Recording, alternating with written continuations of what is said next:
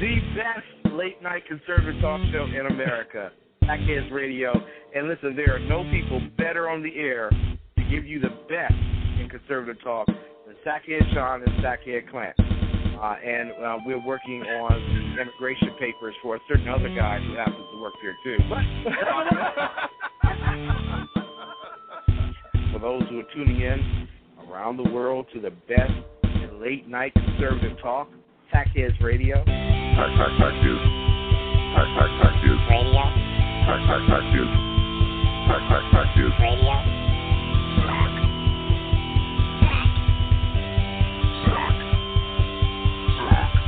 The best late-night conservative talk show in America.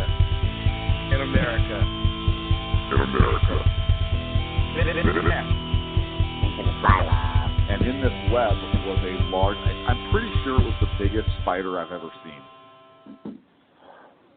It was the biggest spider I've ever seen. Why do you still have that in the intro? Known to mankind. Why do we still have that? It was like Mothra. It was the spider version of Mothra.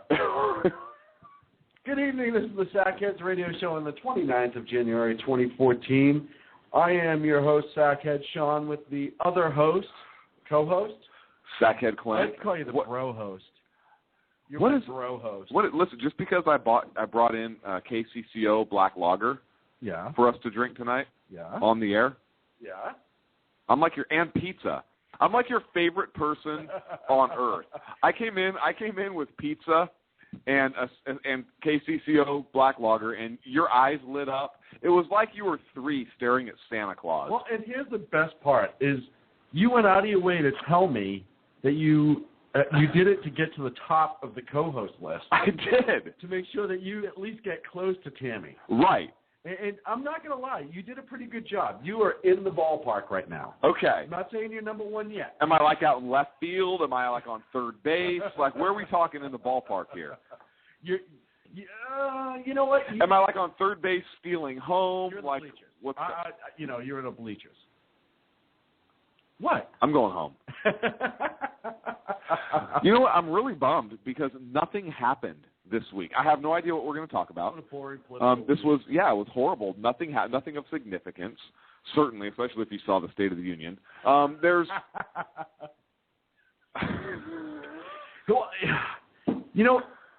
It's one of those funny things, too, What? We did pick up a new listener this week. Who? Shannon. Who's Shannon? She's a new listener. Outstanding. We want to say hello. Thank you, Shannon. No idea who I really am, which is perfect. That's even better. Yeah. I'm just glad they listen. So I talked to my friend who's a liberal. You don't have a friend. All right, half a friend. Okay. Right. It's a guy, and I'm not liberal. It's a guy I pay. So you called me earlier this week. Right. Okay. So I have a friend of mine who's a liberal, and he's voted for Obama twice. Not on purpose? Yeah, well, not necessarily 100% the second time, but kind of did it because there was nobody else type of thing. Right, wrong, or indifferent. Wrong. Right. But no. He made a very distinct point to state that watched the State of the Union last night, turned it off halfway through, realized it's the same crap that he's been saying nonstop. It has done nothing, and essentially said that if you have to wave executive orders in people's faces because you can't get along with Congress, maybe it's not Congress's fault. Maybe it's you. So now, wait a second. I like why did he say that? I mean, why does he hate black people? I don't think that's where he was going. Well, listen, if Obama were to hear that remark, or like MSNBC, I'm guessing that's the question they would pose. So I'm being a responsible journalist. That's not responsible journalism. Oh, it's not? No, not at so all. We're not taking our cue from... I refuse. Okay, I apologize then. Never mind. Listen, we're trying to break into the big time, right? We're like in AAA ball right now. We are? Well, like farms in Little League. But that's not the point. Okay, we're in the game. You know what? We're at least at the ballpark, and that's good. We're at the ballpark in the bleachers, as somebody once told me.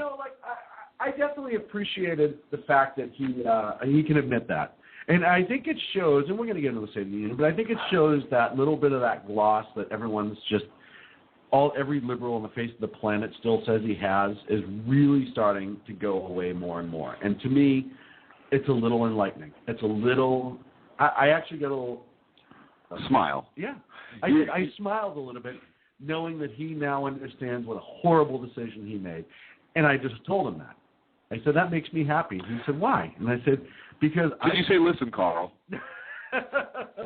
No, it wasn't. Really? Oh, gosh, no. Okay. But, yeah, no. So it's starting to show you that I think America, even though some of the liberals might be or the independent liberals, if you will, the centrists. The Democrats? Yeah, the original Democrats. They're about 2 years behind the curve. Real Democrats? So, okay. Yeah, they're a little slow as far as picking up on it, but I'm glad there's some starting to come around. I want to thank everyone who joined us in the chat room this evening. Check us out on Twitter as well. We'll see you next week. That's all I wanted. No, I'm just kidding. 347-205-9399 is the phone number if you want to join the conversation. How was your week? It was. I don't remember my week. It was a blur, and it's not that I don't remember because I was drunk. Because that wasn't the case. It's just been. It seems like we did the show yesterday. Right. That was last week. And we actually did it 8 days ago. That's the even better right. part. But I did a bunch of stuff. That's a technical term, stuff. And now I'm here again, and I don't remember. I cannot tell you what I did the last 8. I think I slept maybe a total of 4 hours. Between the last show and now. Right. You lucky devil. I'd kill for 4 hours. So my week was okay. How was yours? It was all right. You know.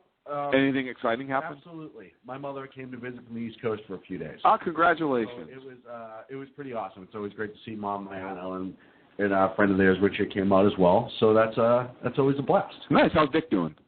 Excellent. I tell him I said hello. And we'll stop there. Moving on. No, it was like great. I would take it anywhere inappropriate. Oh, yeah, you would never. It was great. Spent some time. I haven't seen my mom in almost a year, so that was always good to see my mom. So you know what I've been doing a lot of lately? Don't answer that. But I've been. You know who is? Can I do that? Can I say that? Because it's spelled differently, right? I've been listening to a lot of and watching Hawaii Life and wanting to move to Hawaii a lot. You know, everybody who listens to our show knows that you are semi-Hawaiian, just by looks. By my family, my family's from the islands, and so I want to move there. I want to go back. So we can still do the show. Yeah, well, I'll be in Montana, hopefully, so that'll work out well. Which will work out well because we'll have the whole nation covered pretty much. And honestly, let's face it, you'll have a place to stay. I'm not flying that far ever. Yeah, you will. You'll come sit on the beach with your Vienna sausage toes sticking in the sand, and all my guns will be with you in Montana. Yeah, absolutely. You can't have any. So, State of the Union happened this week. And it did? Yeah. Where was I? Last night. Remember when you said, hey, you want to go do something that's more important? And I said, no, I can't, because there is nothing more important than me laughing hysterically. I remember when I said, hey, what time are you off work? Let's watch the State of the Union and get drunk. And you said, no, let's just get drunk. And we ended up just watching the State of the Union, which was really against everybody's plan. So, listen, I mean, it's the same. This is the same Barack Obama who gave the same. Like, it's nothing. Yes, it's the same Barack Obama who gave a State of the Union before. You know what I mean. That was brilliant. Listen, MSNBC is going to be taking notes on our journalism tonight. That was beautiful. You know what I mean. It's the same crap. And you know what's funny is all of a sudden the economy is now like his big hot button issue. What else is it going to be? 5 years. And he keeps blaming, and we're going to talk about it, but one of the overall thing is he keeps going to Congress saying, you have to work with me or I'm going to go around you, whatever. But he keeps going back to Congress.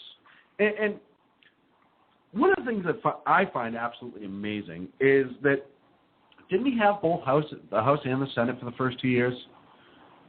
Could he not have passed anything that he had wanted? He did. It's called Obamacare.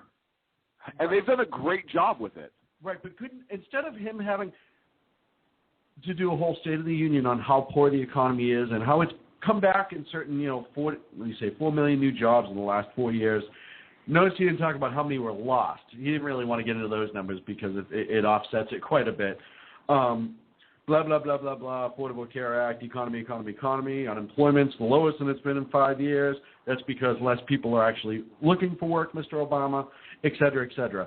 You could have changed a lot of this, and whether or not I necessarily agreed or disagreed with how you did it, if in the first 2 years he made the economy his real focus of the administration and used the power that he had by having a Congress that was sympathetic to him and would have voted with him, he could have gotten a lot further.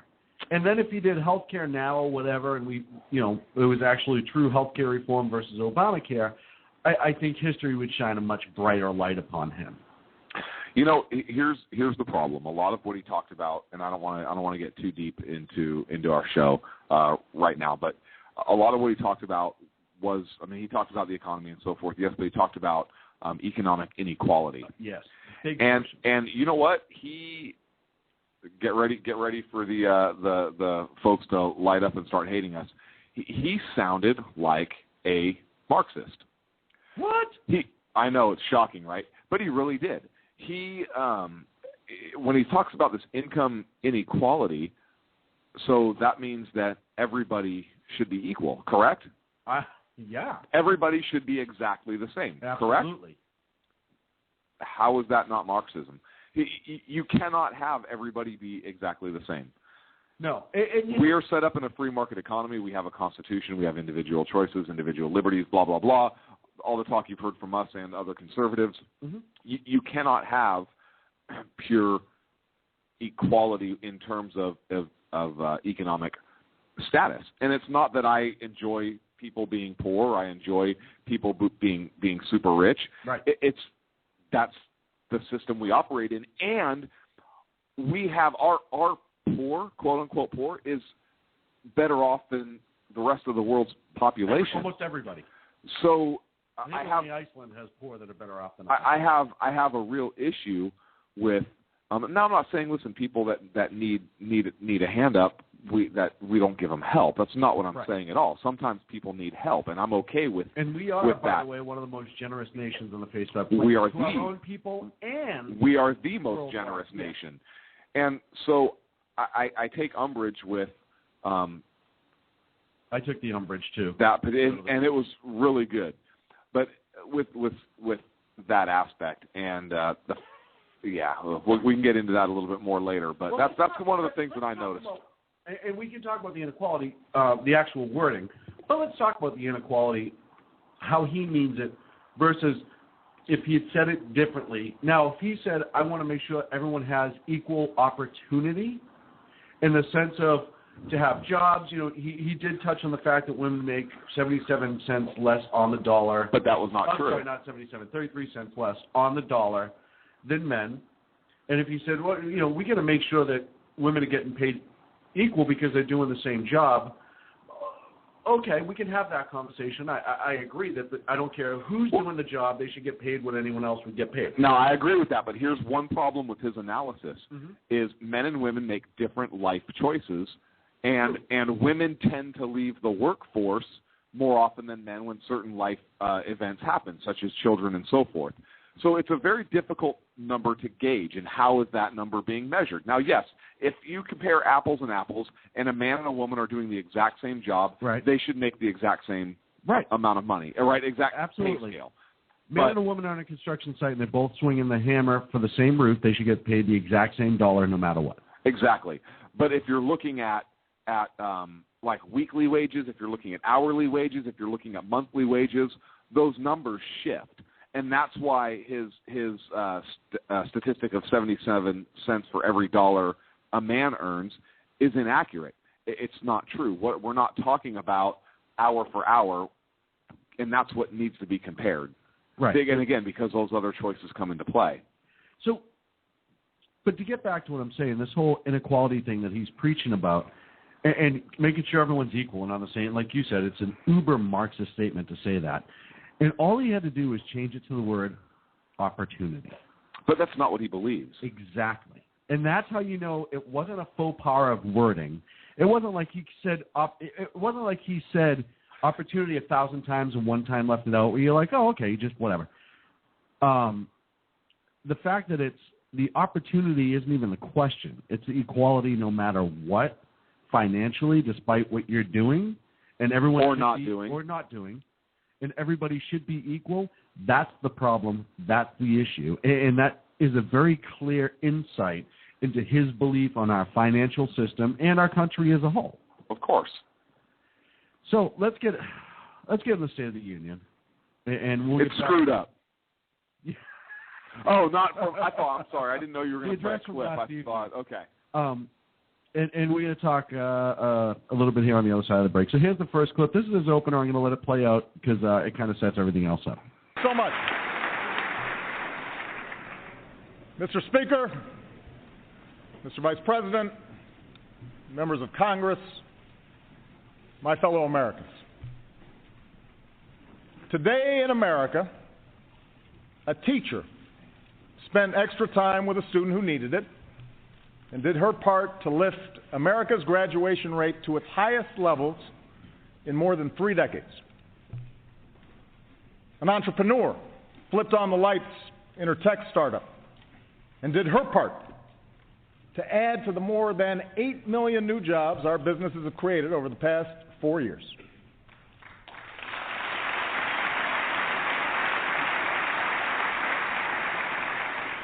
An auto worker fine-tuned some of the best, most fuel-efficient cars in the world and did his part to help America wean itself off foreign oil. A farmer prepared for the spring after the strongest 5-year stretch of farm exports in our history.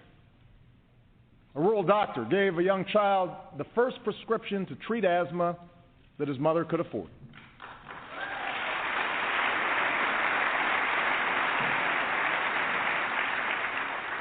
A man took the bus home from the graveyard shift, bone-tired, but dreaming big dreams for his son. And in tight-knit communities all across America, fathers and mothers will tuck in their kids, put an arm around their spouse, remember fallen comrades, and give thanks for being home from a war that after 12 long years is finally coming to an end.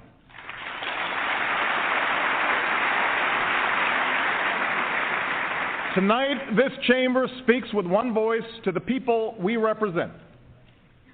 It is you, our citizens, who make the state of our union strong.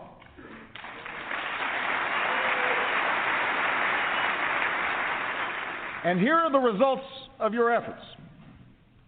The lowest unemployment rate in over 5 years, a rebounding housing market, a manufacturing sector that's adding jobs for the first time since the 1990s, more oil produced at home than we buy from the rest of the world, the first time that's happened in nearly 20 years. Our deficits cut by more than half. And for the first time in over a decade, business leaders around the world have declared that China is no longer the world's #1 place to invest. America is. Okay, so where do we start? Let's start with the 8 million. I'll give you a choice. You have the teacher story. You could have business coming back, 4 million new jobs, foreign oil, Affordable Care Act, or the health care. He said 8 million new jobs, right? No, he said 4. Okay. And the war coming back after 12 years. You said manufacturing sector. Coming back. I'm getting to it. Okay. Housing's coming back, lowest unemployment, more domestic oil is being produced now than there ever has been in 20 years, and the deficit's cut in half. I'll take deficit cut by more than half for $600 billion. And the answer is $17 trillion. Okay. The federal budget deficit. What is? What is the federal budget deficit, which has declined from 1.3 trillion to about 600 billion, is not a lot to brag about. He's talking about just the federal budget deficit, not the national debt, right? Right. So our deficit's cut by more than half. Let's think about it. The 2009 figure he inherited from Bush, but he also put through an $800 billion stimulus bill with that. Obama did. Yeah. Right? And why did the deficit go up in the first place?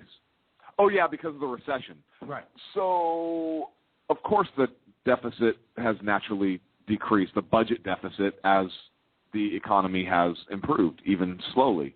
So that's not much to brag about, Mr. President, and it took a long time to get there.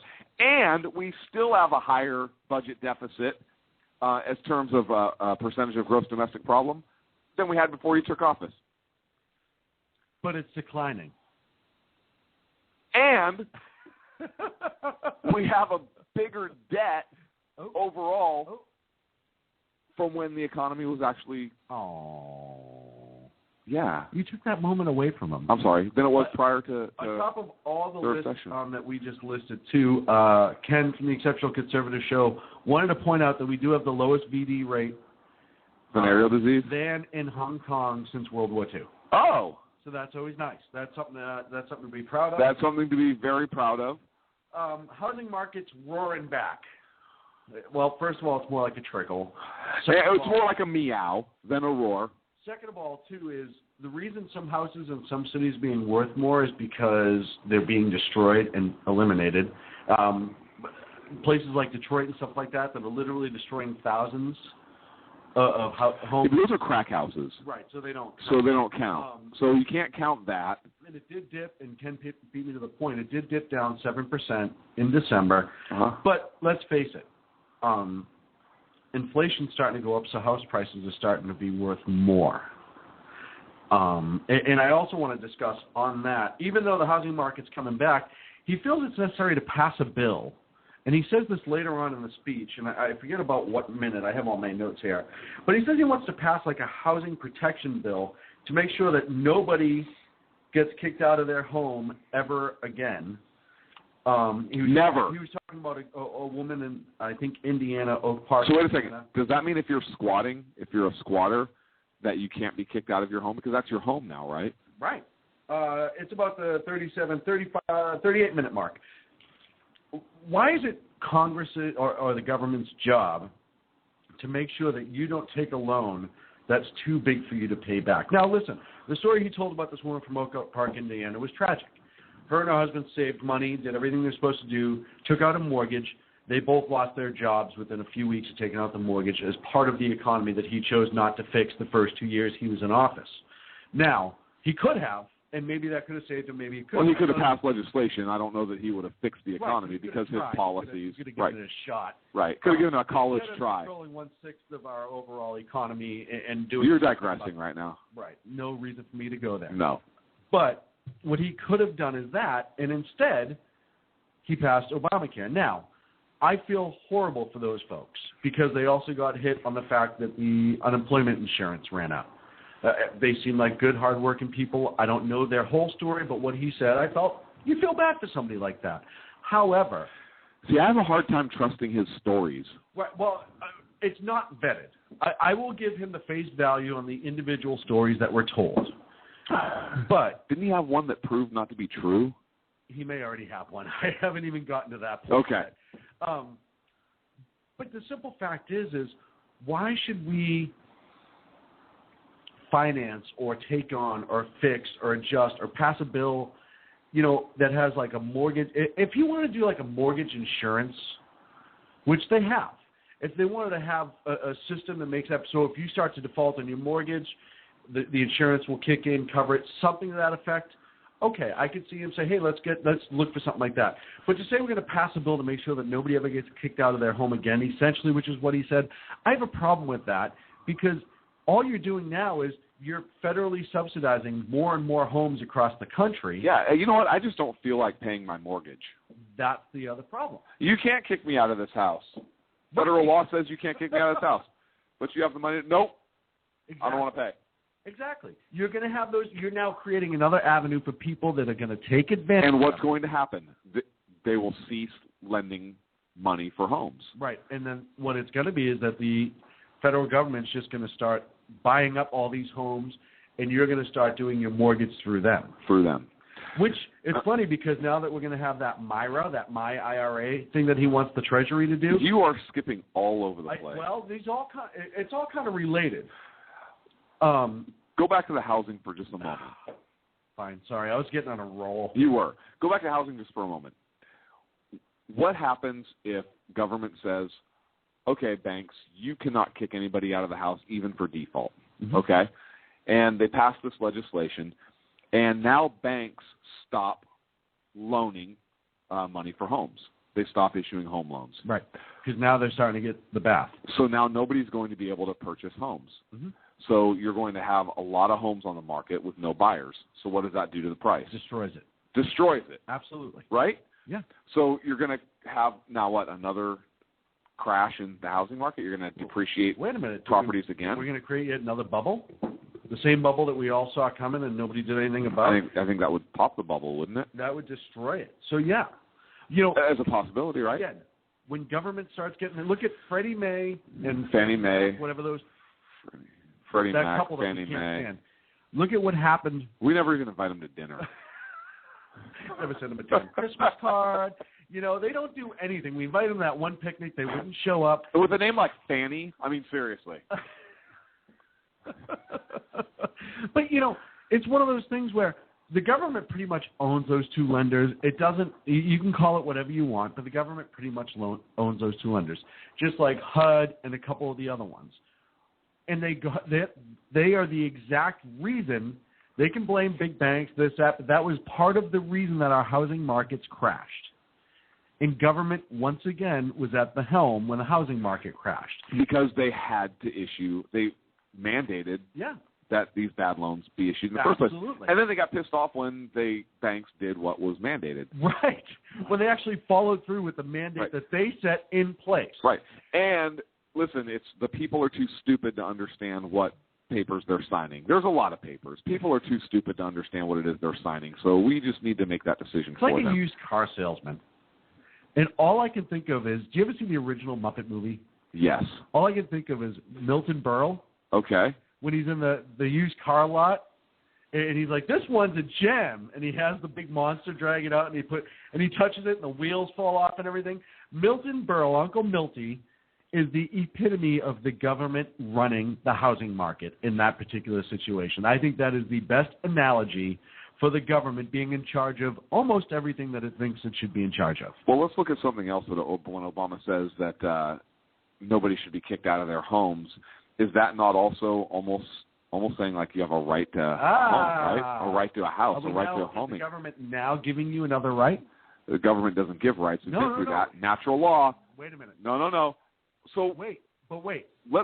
You and I understand that. Why are you pointing a beer bottle at me right now? He doesn't appear to understand that. So in his mind, is he, as the government, is granting another right? The monarchy address. Is he not? What did I say? What? I'm sorry. Weird. So King George was talking, and look, the Soviet Union, right? The Russian Constitution had right to education, right to health care, right to housing, right in there. Yeah. So is that what he's creating? We always bring it back to Marxism with him. It's absolutely amazing how that comes full circle. Well, and he touched on education. And listen. Whoa. I'm pretty sure that's a crime in most states. No, not on those being educated. Oh. Education in general. Okay. But he did touch on education. And one of the things that I didn't have a problem with everything that he said about education. One of the ideas that I thought he had that I think, and I know we have a tendency to slam him every chance we get, but this particular situation, I kind of gave him a little bit of credit. He said that he was trying to organize private sector education and somebody else to kind of get together and start a training seminar in different neighborhoods that wasn't government involved yet. It will be eventually, I'm sure. But that's something that I'm like, hey, that's something that you should be doing. Trying to encourage people, not forcing them, not demanding, but hey, maybe if I can get Group A and Group B to talk and they can help Group C and bring them into it, that might benefit people. I was okay with that. I don't have the clip on that particular thing. I can tell you where it is when we get back from the break, but, we are up against a break already. Gosh darn it. Oh, well. Let's take a break. We're going to be back at 3. We're going to pick up the State of the Union. 347-205-9399 here on the Sackheads Radio Show.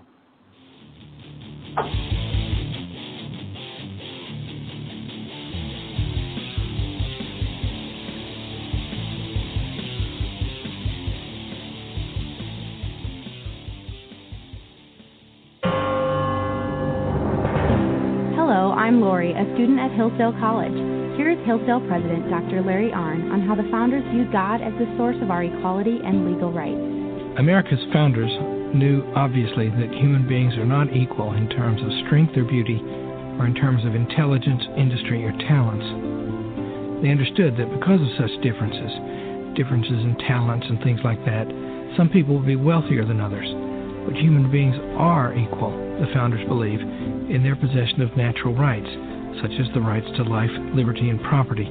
Today, many Americans reject this equality of rights in order to pursue equality of condition through redistribution, or spreading the wealth around, to use a famous formulation. This is destructive of liberty as the founders understood it. This Constitution Minute was brought to you by Hillsdale College. To join the national conversation on the Constitution, go to constitutionminute.org. Hey guys, it's Sean from Sackheads Radio. I know I've said it before. Check out our friends at conservativeoutcry.net, but I really mean it. If you want interesting and exciting political commentary and analysis, that is the place to get it. Different, always spot on, always truthful, never pulling a punch. conservativeoutcry.net. Tell Rooster to get Bulldog back on and that Sackheads Radio sent you. And also, coming soon, the Sackheads Radio Forum on conservativeoutcry.net. How you doing? John Grant here. When I'm not slaving over a hot microphone on the 405radio.com Saturdays at 10 a.m. Eastern, I check out Sean and Clint here at Sackheads Radio. We all appreciate the best political bloggers, writers, and commentators. We either get them on our shows or we make fun of them, as it should be. So check us out live Saturdays at 10 a.m. Eastern or forever on the podcasts on the 405radio.com. Hi, this is Sarah Marie Brenner. You know, we often talk on the Brenner Brief about the fact that there really needs to be an organization to help people at the local level who are interested in running for things like school board, city council, and other local offices. Well, I think I finally have the solution for you, at least for you women out there. It's called Politigal Network, Politigal Network.com. Their website's going to be launching mid-August, but they're already on Twitter at PoliticalUSA. I encourage you to follow them and become a member. Their goal is to be the #1 resource for conservative women. So if you love freedom, liberty, the United States of America, and politics, check out PoliticalNetwork.com or Twitter at PoliticalUSA.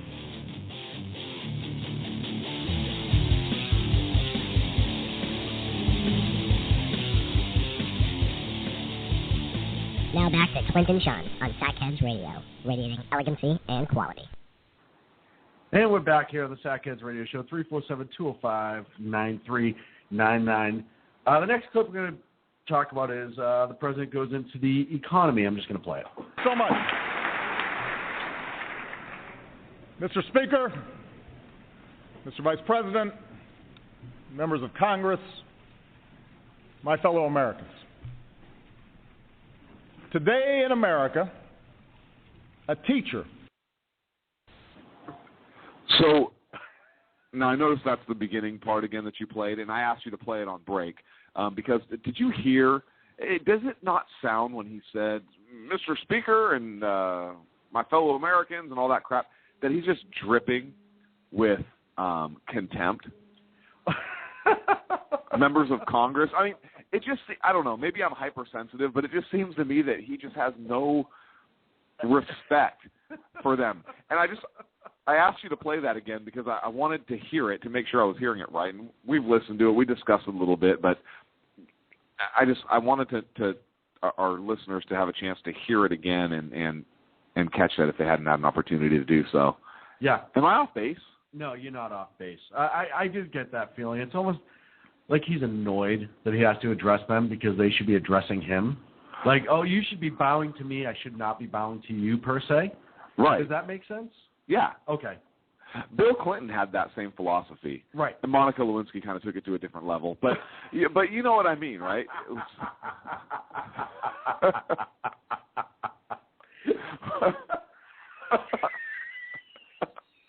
But you picture her bowing to him, right, over and over again? Repeatedly. Right. Lit him a cigar. I'm done now. I can't even talk. All right. Oh, I got to find the clip. So I much. Think Mr. Speaker. Nope. No, hang on. Contempt. Did you hear it? What is this, a government-funded operation? You had me all screwed. I can't even find the clip. Go, just move on. Have Sacco find the clip. Dude, the Bill Clinton thing just spun me all up. It did. What is wrong with you? Oh, that was pretty funny. Okay, so during the State of the Union, Sorry. it's okay. I never get like that. I don't know why that caught me. So that was like a left hook of humor. It was like a sucker punch. Get it? Sucker punch. See how I did that? Brought it right around. Brought it right back around.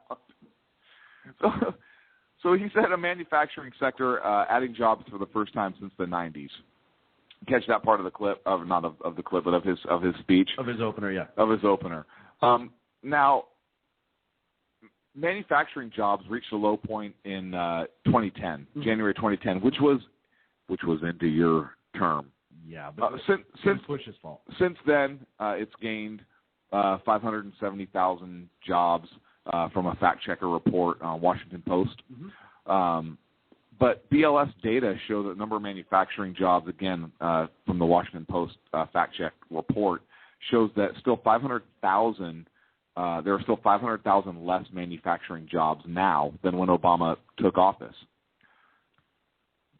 So before the recession, manufacturing had been in a decline, and now he's saying that it's the first time we've added jobs since the 90s in the manufacturing sector. It's really disingenuous, correct? We had Solyndra and a lot of the other green companies that were manufacturing. Right. Okay, so that's fine. Yeah. By the way, quote of the week from my brother-in-law, who says, how many times have we closed Gitmo? Because he gets into that later on in the speech. And I said, more times than we've closed Solyndra. Oh, I'm sorry, we closed Solyndra one time more than we've closed Gitmo.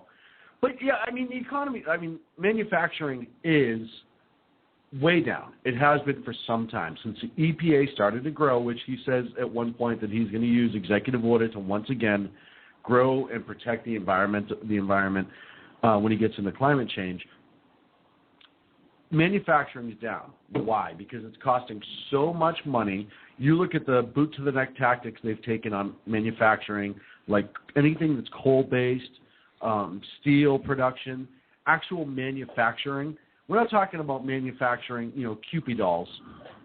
That's not manufacturing. Real hardcore manufacturing, products that actually hit floors and people actually use day-to-day manufacturing. First of all, I don't like the term "boot on the throat" when you're talking about the EPA and manufacturing sector and so forth. I prefer Birkenstock on the neck area, dripping patchouli oil as they lean in their face. That is the visual that I get when we're talking about this stuff. So let's go with that. Okay, that's fine. Okay.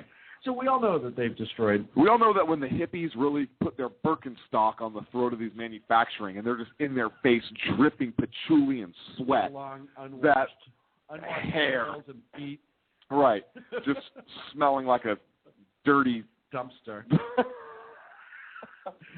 With and then hairy dumpster feet. And then you wonder why we need income equality so they can afford some freaking soap. Let's see. More domestic oil has been produced in America than it has in the last 20 years. One of the things that, and I read up on this earlier today, one of the things that never gets accounted when he makes statements like this is the fact that technology has improved Right. And we can produce more efficiently.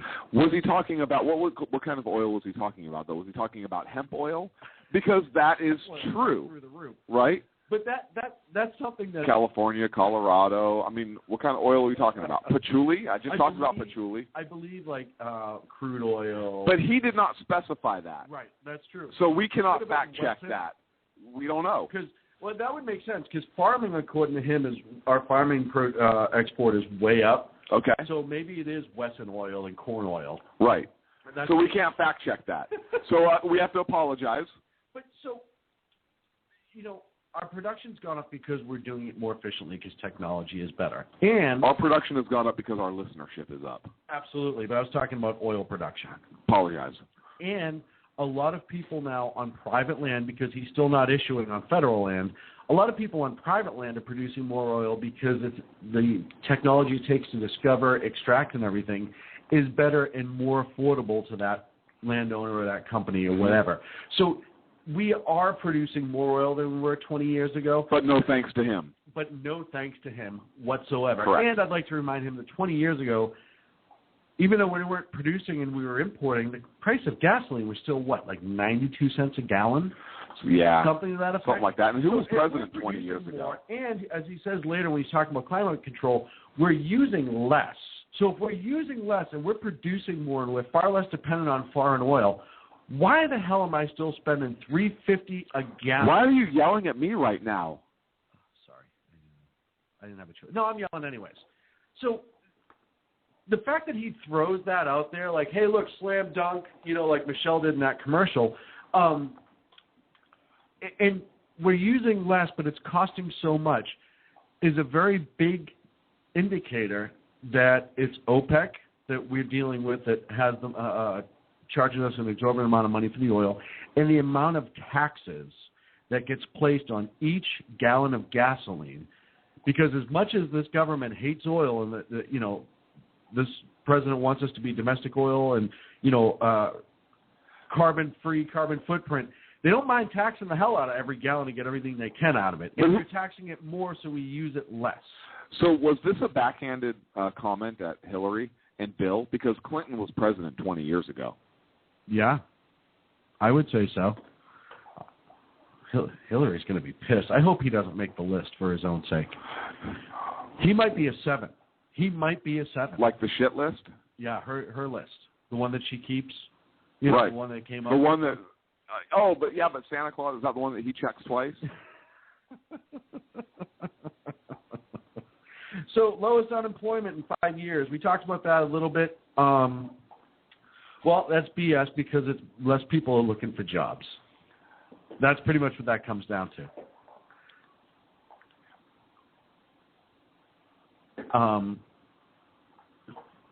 Less people are looking for jobs, so that's just kind of simple.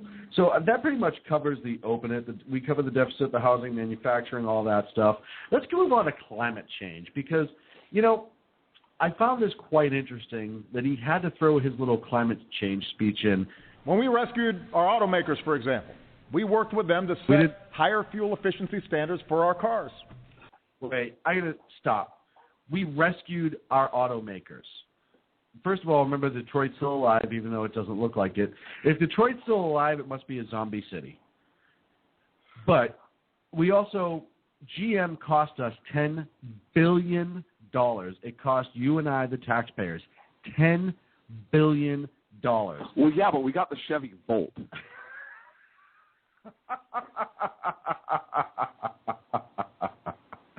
Yeah, we got the Chevy Volt because we pretty much said you need to produce this because we own you. Again, the government owning. We got the Chevy Volt. Listen, look how popular Volkswagen is. Chrysler. All I'm saying is Volkswagen was government-owned, correct? Yes. At its inception. GM, which is what the government owned, you and I owned for a long time, still did worse than Chrysler and Ford, and it cost us $10 billion. So that whole statement about that is just ridiculous, but I digress. When we rescued our automakers, for example, we worked with them to set higher fuel efficiency standards for our cars. And it will require some tough choices along the way. But the debate is settled. Climate change is a fact, And when our children's children look us in the eye and ask if we did all we could to leave them a safer, more stable world with new sources of energy, I want us to be able to say, yes, we did. Okay, so first of all, climate change is a fact. Now, is he talking about, and this is what I have to sincerely wonder, correct? Because there was geologists and so forth, scientists have said that the Earth has gone through an ice age, correct? Yes. So the climate obviously has changed. Yes. At some point in the Earth's history. Mm-hmm.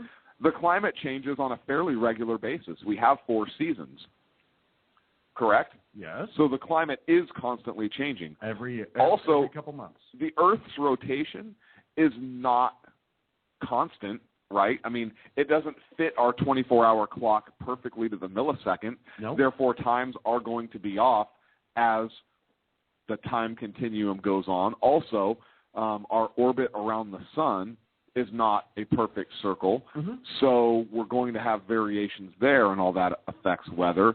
So, of course, there is going to be change in climate. So if that's what he was talking about, yeah, hey, I'm with him. Climate change is documented. Climate changes all the time. Look, hey, it's raining right now. It wasn't rainy yesterday. The climate has changed, Sean. So I'm going to go ahead and have to give this one to him because the science is settled. Climates do change. And if you do, listen, there was a group of scientists out of Europe a couple weeks ago that turned around and said, whoa, maybe we overreacted on the whole climate change thing. You mean global warming? Global warming, sorry. But he said climate change. He did say so we kind of have to give this one to him. Okay, on a technicality, no, I'm refusing. And but he did say leave our world a safer place for the kids. Right? That's nice. So we didn't outlaw guns so that they could protect themselves. Right, absolutely. Oh, by the way, with renewable energy, so he's clearly talking about laser guns. This global warming yes. that everyone's talking about? No, it's climate change. The people down in the southeast right now are really hoping for some global warming soon. No, but that's the reason it's snowing right now, Sean. Well, listen, let's look at the science is settled. You're not a scientist, Sean. You don't understand. You are not one of the chosen ones. You're right. I apparently don't have any clue. However, there's a group of scientists more and more now who are saying that the world is overreacting on climate change and maybe we don't affect it as much as we possibly can. But how could they say that? The science is settled. Well, I know he said that. Oh, but that's not true. But that's not entirely true. Oh. So, listen, he had to throw that in. That's his voter base. He had to get it in there. But let's face it, most of that is crud. You can say crap. Most of that's crap. Yeah. So he moved on to immigration at some point. He hit a couple things, but I thought this was important to discuss on the immigration aspect of it. So Republicans and Democrats in the Senate have acted, and I know that members of both parties in the House want to do the same. Independent economists say immigration reform will grow our economy and shrink our deficits by almost $1 trillion in the next 2 decades. And for good reason. When people come here to fulfill their dreams, to study, invent, contribute to our culture, they make our country a more attractive place for businesses to locate and create jobs for everybody. So let's get immigration reform done this year. Yes, let's get it done. Let's just ram through another expensive bill that nobody knows what's in it and really just hammer it through as much as we possibly can. It'll work just as perfect as Obamacare. Well, another interesting thing he said in there was add and change our culture. Yeah. Or something to that effect. You know what? I don't want our culture altered or changed.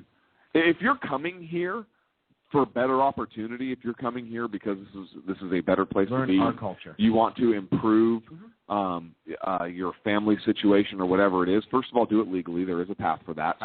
Second of all, you're coming here because our culture is such that allows you to do that. It allows the people that immigrate to this country legally opportunity.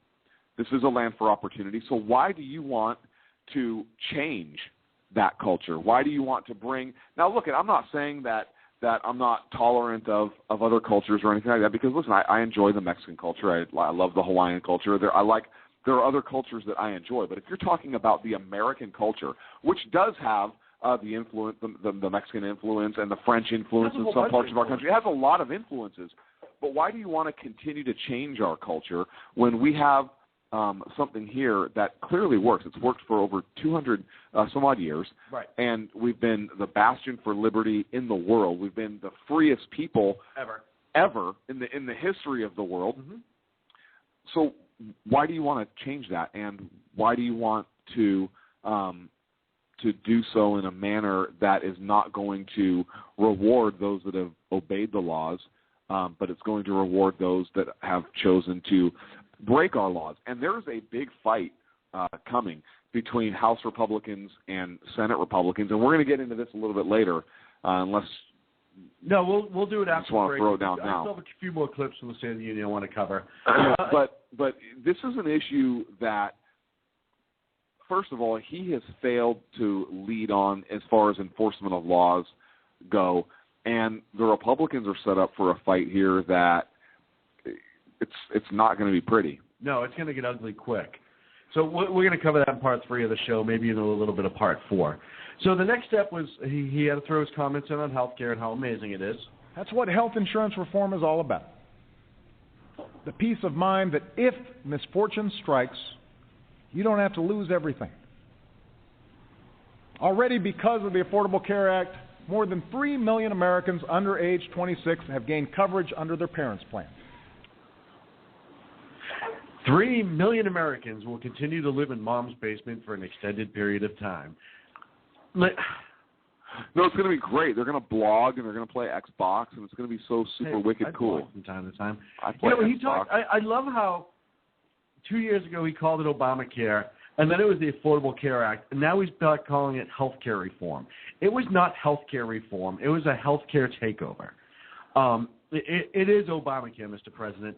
You designed it. You were involved in the implementation. You need to continue to own it. The simple fact of the matter is still more people have lost health care, and we may have crossed that line where they're actually starting to sign up again.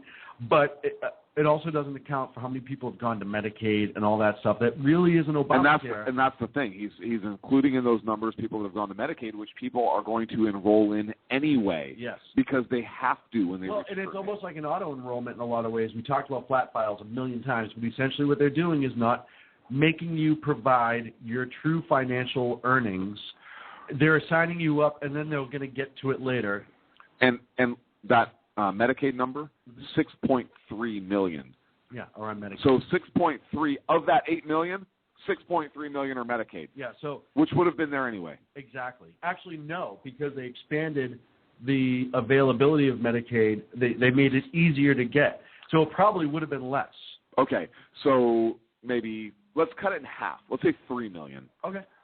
So that's still 5 million people that he's saying out of what our country's population that have gotten health care. Okay. That's really nothing to brag about. But if you want to polish a turd and call it a gem, that's fine. Go ahead and get your polishing wheel out there, pal. And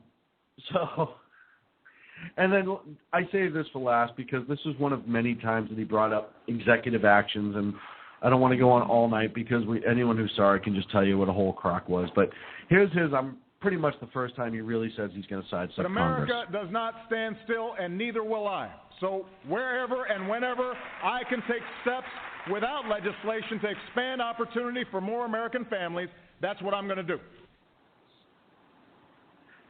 Okay, so first of all, you notice he substituted the word wealth redistribution for opportunity. Yes. And he talks about inequality, and he's not talking about equal access to opportunity, but he's talking about wealth redistribution. Yes. There's no doubt. So as he has for many of years now. Right. So him ignoring the Constitution, first of all, him acting unilaterally is unconstitutional. Now, I want to know why nobody on either side of the aisle, because really it's not a Democrat or a Republican issue, and I'm going to say this right now. What would the Democrats say if a Republican, if George Bush, whoever, stood up and said, you know what, if Congress doesn't act, I'm going to act unilaterally? And be very careful, Congress, what you do here and what you allow, because Democrats, I'm talking to you specifically, Republicans also. Republicans have a responsibility to stop this because they are the opposition party. But Democrats, you have a responsibility also. If you fail to stop this president from acting unilaterally, you have basically granted your consent to it. Yes. And have opened the door, based on past practice now, for a Republican president to come in and do the same thing. I think they are so convinced that a Republican or a conservative will never, ever, ever get voted in again. But that's the danger. And I don't want a Republican doing this. I don't want a conservative doing this. I don't want a liberal. I don't want anybody in the presidency taking unilateral action without Congress. There's supposed to be gridlock. There is supposed to be. There is a reason things are supposed to work slow in our country. Absolutely. And it's to prevent government overreach and government intrusion. And it hasn't happened. When government runs amok, we get things like Obamacare. They pass bills that are thousands upon thousands of pages that nobody reads whatsoever, and the rights of citizens get trampled. Yes. And that's not government's job. Government's job is to protect those rights and liberties. So I'm so passionate about this on so many different levels, but this is not a left or right issue. This is an issue of constitutionality. And if he does this, better be impeachment proceedings. Congress had better assert its authority to stop any president from doing this. I tweeted something out yesterday effective. You know, it's really sad when the president stands in front of Congress and says, I'm pretty much going to make you guys ineffective and unneeded, and they stand up and applaud him. Yeah. There was like a 15-second applaud after that. Oh, please make me useless. I already don't want to work and get paid a ton of money. Just take me out of it. I'll just sit in my office for 8 hours a day, 12 hours a day, and just collect my paycheck and my ridiculous health care benefits. This has happened. This has happened a couple times before in history. In Rome. Okay. Before it fell, when it went from being a... Matter of fact, read the play Cato. Read the play Cato. It used to be a very popular play here in the colonies and up to even up to the time of the Civil War. And you don't see it anymore in this country, but you can actually download it for free and read it. It's an open source item. Check out the play Cato.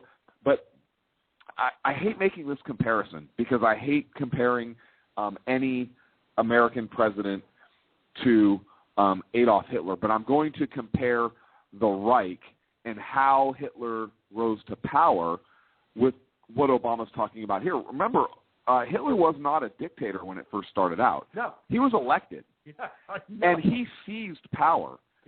So it's not like... You never hear that a lot. No, but it's Everyone not... thinks that it was like this military coup that got him into power. It wasn't. And it's not like... And yes, Hitler was a fascist, okay? And you have fascists. Obama's a Marxist, which tend to be more communist. And fascism and communism, two opposite ends of the spectrum. But here's the thing. They're both big government. Right. Okay? So when the Democrats call the Republicans fascist, well, they're not arguing true left and right. It's a big government argument, and conservatives are small government. So we kind of remove ourselves from that. Should be. But it was a takeover. It has happened in history before. It will happen again, and this president may be attempting that. Now, what he's attempting exactly, I don't know. I'm not going to go into some big conspiracy theory about how he wants to seize power for all time. Although with his ego and the pattern that he's shown, I wouldn't put it past him. But Congress really needs to step up and do it. And again, you know, he talks about, there's gridlock, and even other Americans. Well, Congress really doesn't get anything done. Congress has done a lot. Congress has a budget now for the first time in how long? 10 years or something? They've moved on other pieces of legislation. They just passed the farm bill, the farm subsidy bill. So Congress is actually moving and doing its job, and the president did not touch on one positive thing that Congress has done. Budget. He did say that they passed the budget. But that's it. But here's the thing. So Congress passes laws all the time. They're doing stuff all the time. What he's saying is they're not doing the stuff that meets my agenda. Right. Therefore... Or the House is passing things and the Senate's killing it, so they're not passing it together. But guess what? That's how it's supposed to work. It's supposed to work that way. Nobody is supposed to have pure power. Not one branch, and he's trying to seize that. It's very, very scary to me. Well, when the president does it, that means that it is not illegal.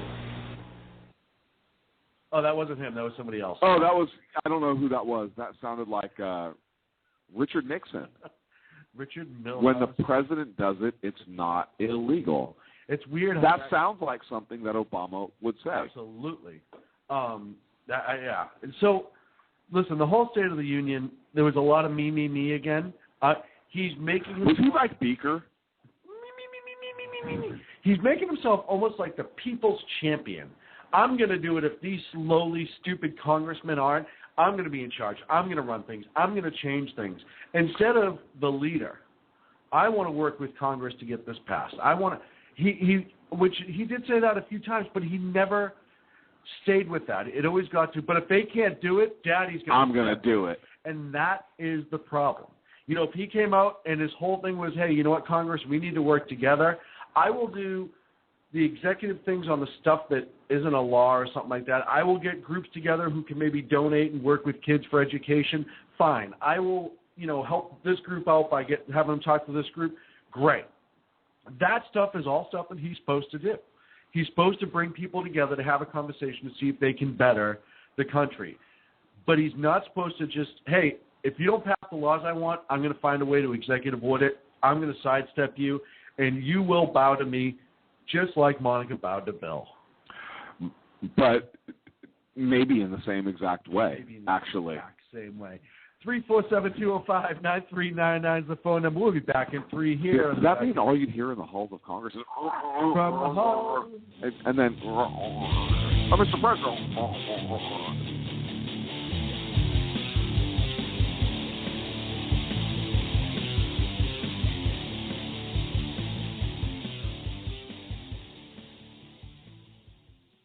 Hey, if you care about what's going on in the world, you cannot afford to miss my show. Hi, this is Andrea Kaye, your host of The Andrea Kaye Show. It's not always about the money. Okay, it is always about the money, but it's also about politics, pop culture, and you. The only thing street about this show is the smarts. There's a reason they call me Dynamite in a Dress, and you'll find out why when you listen Tuesday mornings at 10 on Financial News and Talk. Hello, I'm Paul, a student at Hillsdale College. Here is my professor, Dr. Larry Arnn, on the separation of church and state. America's founders believed in the separation of church and state, in that the country was not to have an official religion or an official sect. But that did not mean that government was to be hostile to religion, or even indifferent to religion, as many today argue. In fact, America's founding document, the Declaration of Independence, includes both a reference to God as the author of the laws of nature and a confident assertion that human beings are endowed by their Creator with certain inalienable rights. Far from being hostile or indifferent to religion, America's founders understood the theology of the Declaration to be an essential part of the education of citizens. This Constitution Minute was brought to you by Hillsdale College. To join the national conversation on the Constitution, go to constitutionminute.org. How you doing? John Grant here. When I'm not slaving over a hot microphone on the 405radio.com Saturdays at 10 a.m. Eastern, I check out Sean and Clint here at Sackheads Radio. We all appreciate the best political bloggers, writers, and commentators. We either get them on our shows or we make fun of them, as it should be. So check us out live Saturdays at 10 a.m. Eastern or forever on the podcasts on the 405radio.com. 3, 2, 1. Hey, this is Sackhead Clint. I want to take this opportunity to thank all the wingnut leaders throughout the world to give our men and women of the armed forces a job, as well as all the anarchists, terrorists, and Occupy folks that give our men and women in uniform on the home front, firefighters, law enforcement personnel, and first responders, job security here in the States as well. So thank all you wingnuts out there. This is Sackhead Clint saying have a good day.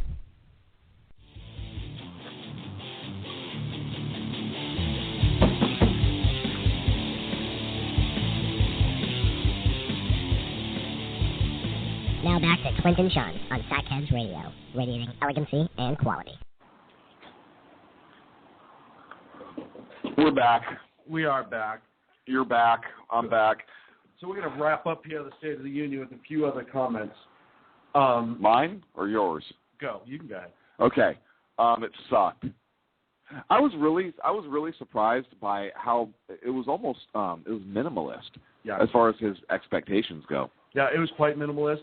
One of the things I didn't like is at one point he referred to the founders as the bearers or something to that effect. He did say founders later, but he never said founding fathers. He enhanced the war on women quite a bit. He made a lot of statements to really kind of expand that. Well, conservatives hate women. That's just the way it is. Conservatives hate women. I thought it was nice that Speaker Boehner dipped himself in oil again just before the State of the Union to make sure he had that nice sheen. Ken in the Executive Conservative Show comments in the chat room. Speaker Boehner wants to be considered in the ilk of the great founding father Daniel Webster. He is committed to writing a dictionary. Was that Boehner in the background? That was. Oh my gosh, I thought it was Ken from the Exceptional Conservative Show. Seriously, that guy tans so much. Was it Franklin from Peanuts? Who was back there? Did you seriously? Before we get into Mike Lee, does he live in the tanning bed?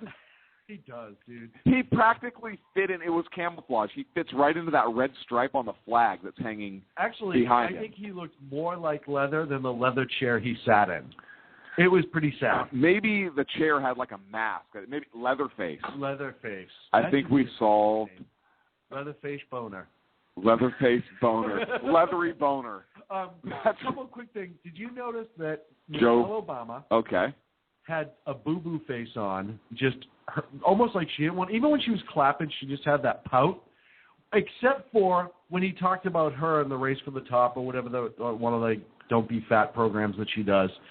That was the only time I saw her smile that entire time, which just weird to me. And he like winked and pointed at her and like gave when he said that to her, because kind of like, hey, I said your name in this, so now.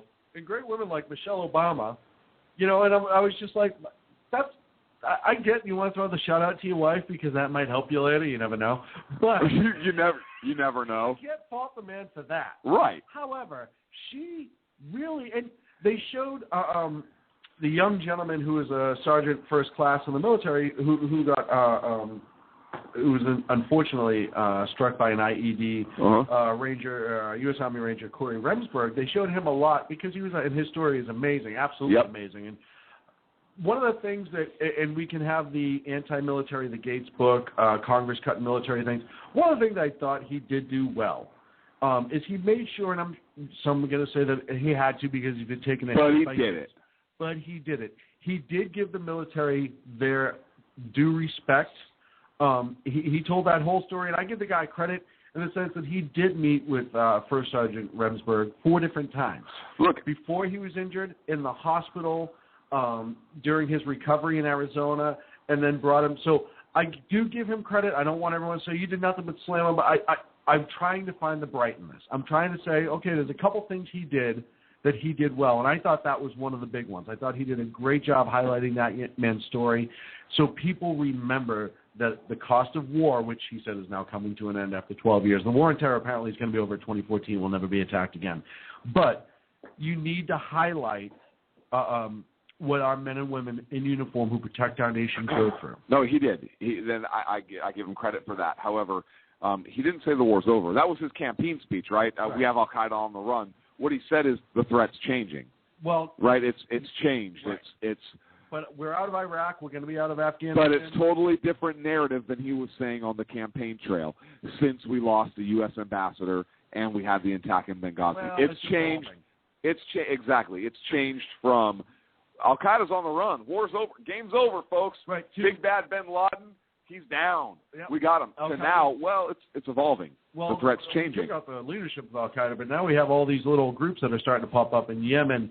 But that's Syria. a far cry. But comment, did you catch that change? I don't know how many people caught that change in No, rhetoric. I did pick up on that. The other thing, too, he said about Syria is we will back the opposition in Syria that isn't tied to the terrorists. And later on in the speech, and I have it 48 minutes, 38 seconds in the speech he said that. And I said, we don't know who the hell they are now. How are we supposed to know who they're connected? Just say we're going to stay the hell out. But we're not. Brought up at 50 minutes, 25 seconds, the U.S. drone restrictions. He's going to use them less. Overseas. Obviously, in North Dakota, he'll probably start using them more. Well, just to deliver packages for Amazon. Right, exactly. We're closing Gitmo again. He brought up Israel and Palestine and how he's such a close friend of Israel, and we need to keep that. Well, yeah, he's a real close friend of He brought up Palestine. Iran, how we eliminating the enriched uranium to the P5+1 pact. By the way, we need to start changing the names of these stupid groups from G20, P5+1. Just call it the anti-Iran bomb group. Something a little bit more realistic.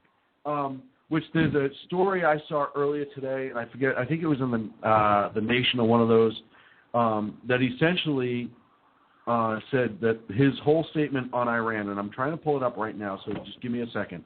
His whole statement on Iran was bunk, or half bunk anyhow, based on the fact that Iran isn't bound to too much. They can get out of they can change it within a day if they want. So I found that funny that he was... Well, yeah, they can just launch a missile when they finally get one built. He was so quick to throw that out, and then it was in the freebeacon.com. Here it is.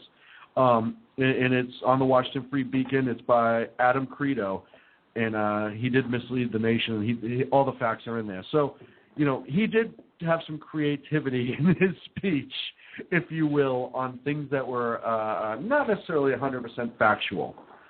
And Joe.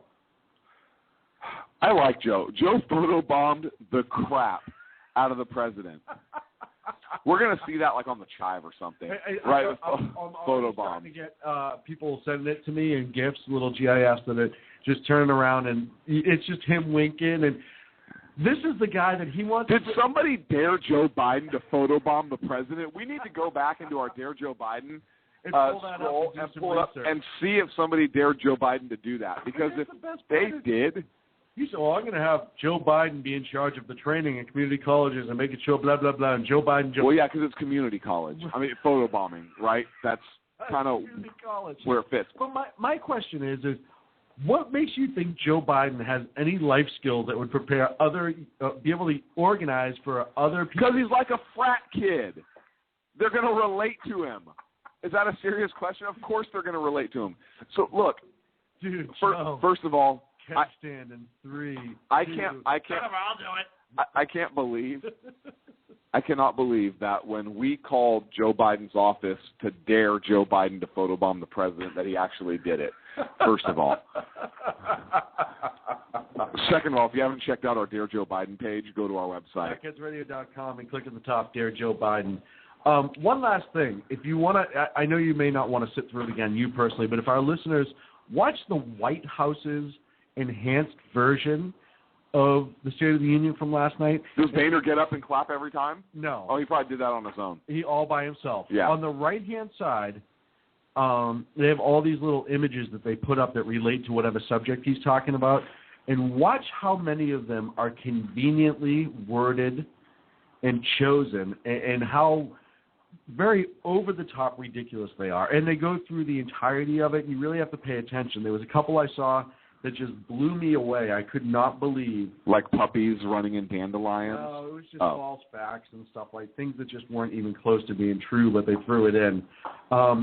He did say, he did bring up Second Amendment again. He brought up some gun stuff later. He stayed away from it, though, a lot. He didn't get it. He threw it in, though, because he had to. Yeah, but he didn't get into it as deep as I think he would have liked to. Right, because I know he knows he losing issue for him. He did his typical every speech he does at the 42-minute mark, Obamacare advertisement that I think he gets paid to say now. Does he make money when he says that? Like you know how like if we read an on-air clip middle of the segment, like this segment's brought to you by, I think Obama must be making money on that. For example, if I said Patriot Ordnance Factory, official rifle of Sackheads Radio. Patriot Ordnance Factory, do tell. POF-USA.com. And the segment of the show. Mike Lee's comments this evening are brought to you by Patriot Ordnance Factory. State of the Union address brought to you by Charmin. You had to wipe with it. So, at the end of the day, the best way to sum up the State of the Union is this. Oh, a bullshit artist. That was the best that I could come up with. That was good. And that was the Republican response. Pretty much. Here's I'm going to play Mike Lee. This is only about a 3-minute clip, but this is Mike Lee's response today. Today, Americans know in their hearts that something's wrong. Much of what's wrong relates to the sense that the American dream's falling out of reach for far too many of us. We're facing an inequality crisis, one to which the president has paid lip service, but seems uninterested in truly confronting or correcting. This inequality crisis presents itself in 3 principal forms: immobility among the poor, who are being trapped in poverty by big government programs; insecurity in the middle class, where families are struggling just to get ahead, and they can't seem to do much more than that; and cronyist privilege at the top, where political and economic insiders twist the immense power of the federal government to profit at the expense of everyone else. To be fair, President Obama and his party did not create all of these problems.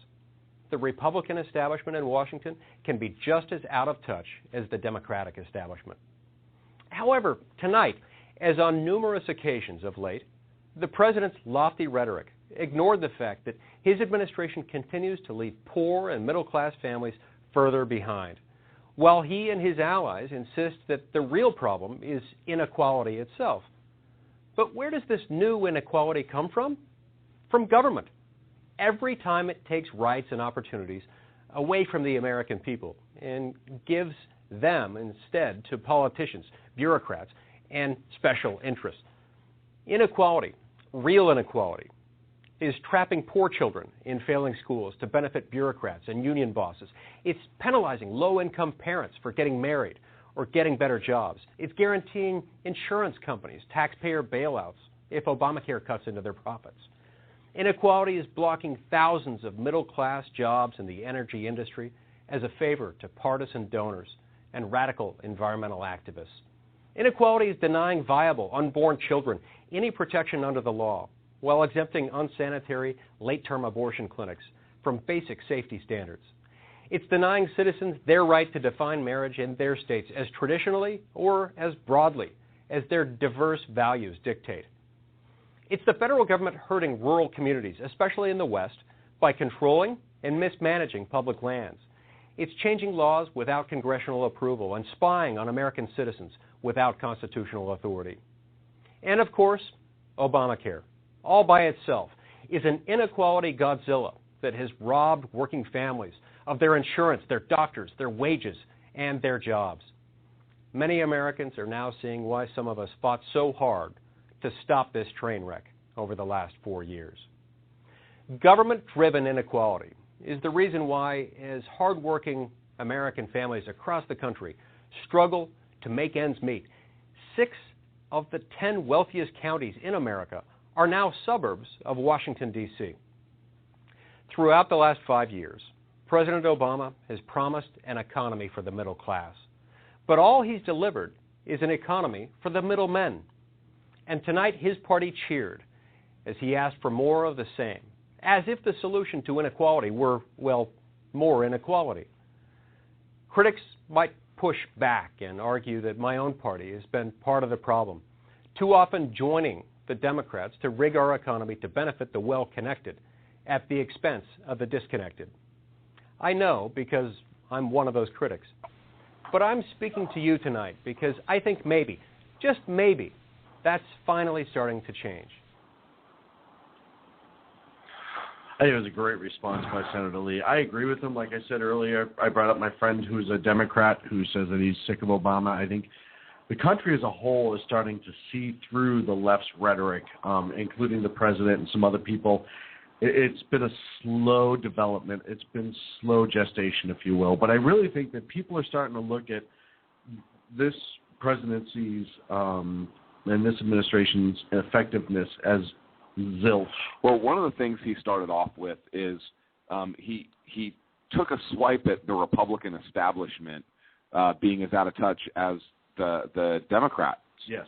in Washington, which I like because it's absolutely true, especially guys like McCain. And did you see the Arizona GOP censored him? Yes. Good for them. Long time coming, and we've talked about that before, about he's more of a progressive.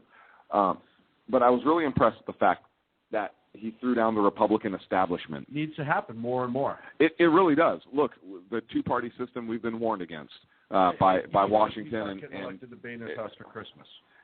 Even so, right? The fact that he had the courage and the testicular fortitude to come out and say it. He is more of a political philosopher than a political scientist. And here's what I mean by that. A political scientist is typically looking for ways to, there's like common middle ground, right? Ways to kind of give and take. There's give and take. How can we come together to solve problems or whatnot for the common good? Sounds good, right? Yes. Okay. A political philosopher or a political theorist actually has principles, and those principles are unwavering. They're immovable. And that's why I like the political philosopher better than the political scientist. Because a political philosopher, and I believe Mike Lee to be one, just from what I've seen so far, he believes in a right and wrong. He believes in a good and evil, if you will, right? A moral code. He believes that rights come from nature or nature's God and not by government. He believes that the inequality crisis comes from the fact that big government programs have kept families trapped in poverty by their very nature. Because, again, it's this idea of right and wrong. There's a moral compass, there's a moral certainty, and you act within that moral code. You act in what you believe to be good or what you believe to be right, as opposed to the political scientists that compass can move, or they can go kind of outside of what they really believe to be morally correct for the purposes of coming together. And so I respect him for that and for that purpose. But he talked about, and he went on in his speech to talk about this economic inequality, and he really threw down big government. And again, I kind of touched on it, where he's talking about these big government programs keeping people in poverty. He touched on guaranteeing insurance companies taxpayer bailouts if Obamacare cuts into their profits. He talked about the inequality of blocking middle-class jobs in the energy industry as a favor to environmental activists. I'm kind of looking at notes here. But where does all of that inequality come from, he said? He went on to say it comes from government. Yeah, government has created this inequality by these favors. And he really talks about the importance of government kind of getting out of the way and giving favors to certain groups of people, because that in and of itself is inequality. And so he points out the hypocrisy of the Obama administration, talking about that by getting into that point. He also talked about education, which is an issue Republicans have won in the past. Who forced desegregation upon the public schools? That would have been conservatives. It would have been Dwight Eisenhower, a Republican. Mm-hmm. And if you look at and Democrats are going to lose their frickin' mind right now. But if you look at the history of the civil rights movement, it was moved along by conservatives. It was moved along by large part the Republican Party. It's been co-opted by the Democratic Party since. And if you doubt me on that, I beg you to look up the Civil Rights Act and kind of how that passed and how Lyndon Johnson came to sign it, but who was really behind it and pushed it. Lyndon Johnson actually voted against it when he was a senator. Yes, he did. Okay. Yes, he did. I just want people to know that. But he's talking here about the Democrats where trapping poor children in their poorly funded, poorly equipped schools in their poor neighborhoods, which is absolutely correct. I mean, you can have – look, there's an education bill that was just introduced by a couple of Republican senators, and it talks about, hey, we should give these federal funds at the state level, and basically the funds follow the kids. So where your kid goes to school, that's where your federal funds go, and as a parent, you have a right to choose where your child goes to school if they're not in a good school, because that better education is going to close that inequality gap, is the theory behind it. It's absolutely correct. So it gets those poor kids that are trapped in those schools, gives them the ability to go outside of that and to get into a charter school or a private school of their choosing or whatnot. So he makes some very valid points that the Democrats, I mean, how do you come back to that? Well, nuh-uh, nanny boo-boo. That's pretty much it. You can't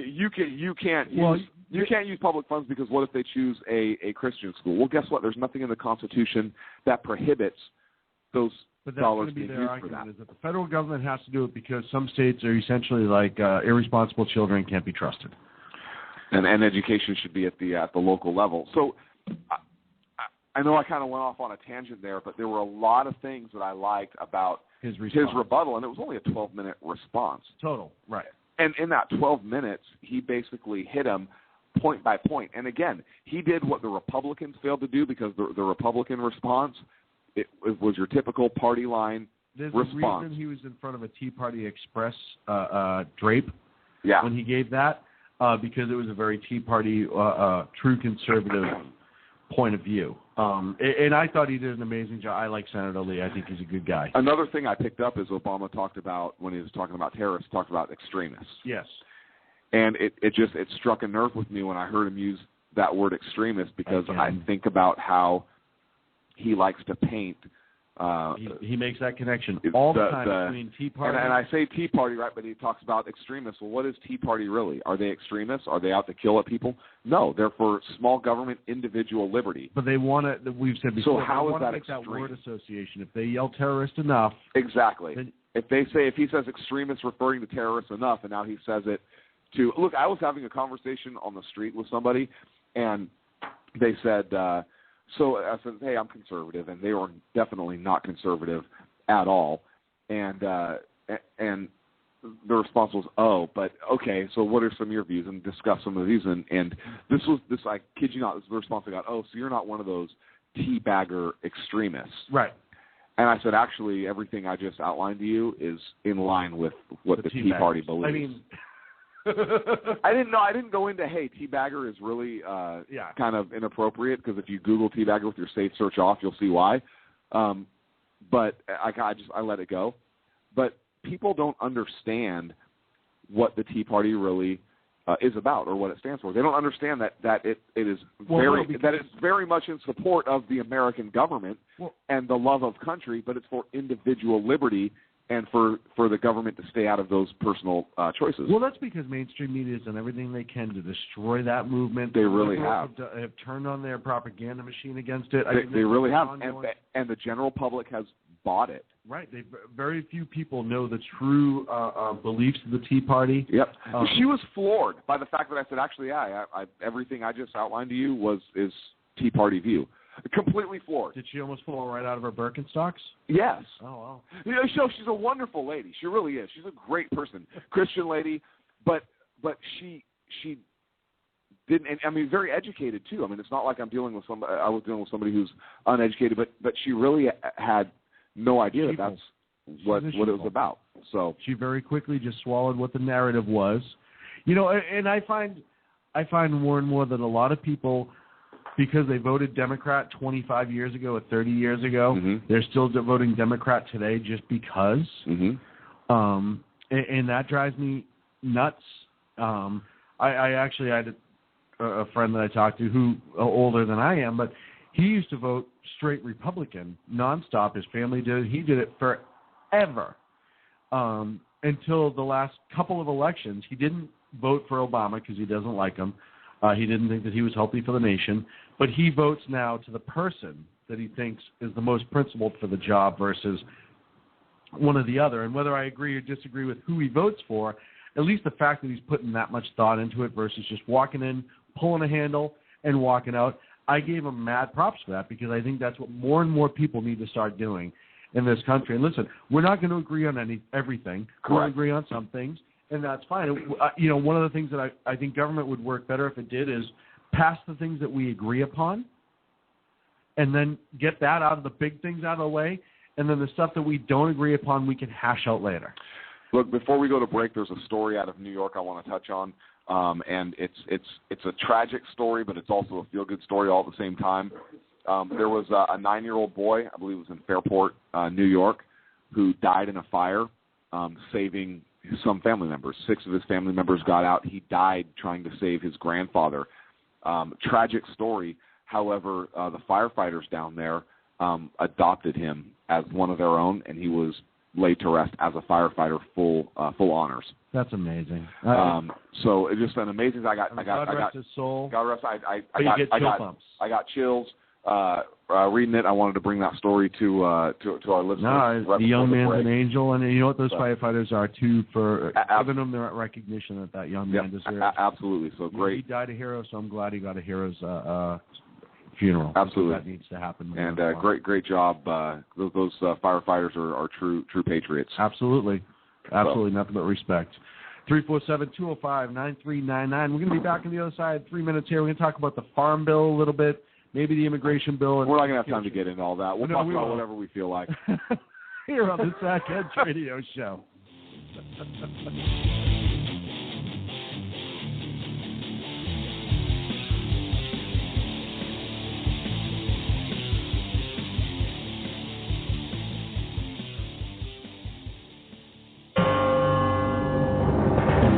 Hello, I'm Lori, a student at Hillsdale College. Here is Hillsdale President Dr. Larry Arnn on how the founders viewed God as the source of our equality and legal rights.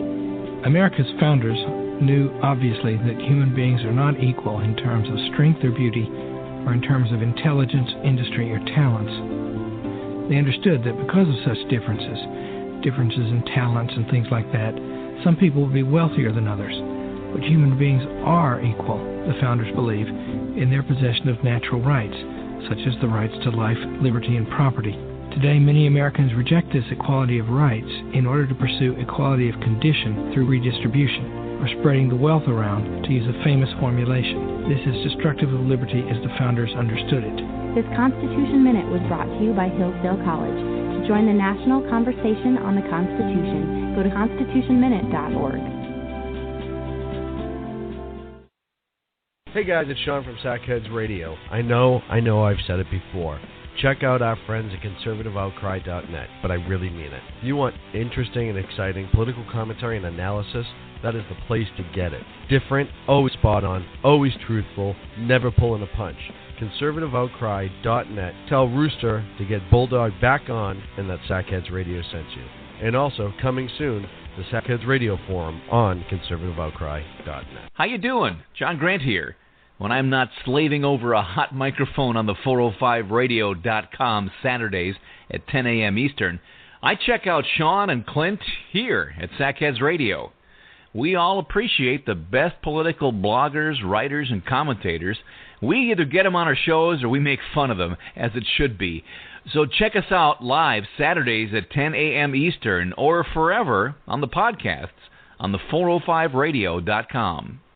Hi, this is Sarah Marie Brenner. You know, we often talk on the Brenner Brief about the fact that there really needs to be an organization to help people at the local level who are interested in running for things like school boards, city council, and other local offices.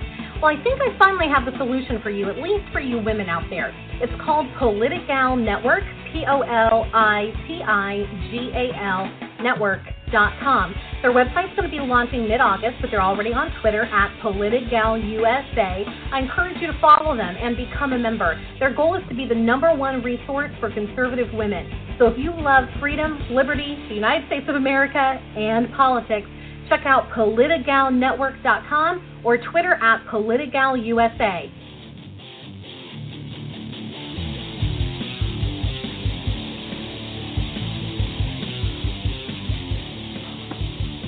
Now back to Clint and Sean on Sackheads Radio, radiating elegancy and quality.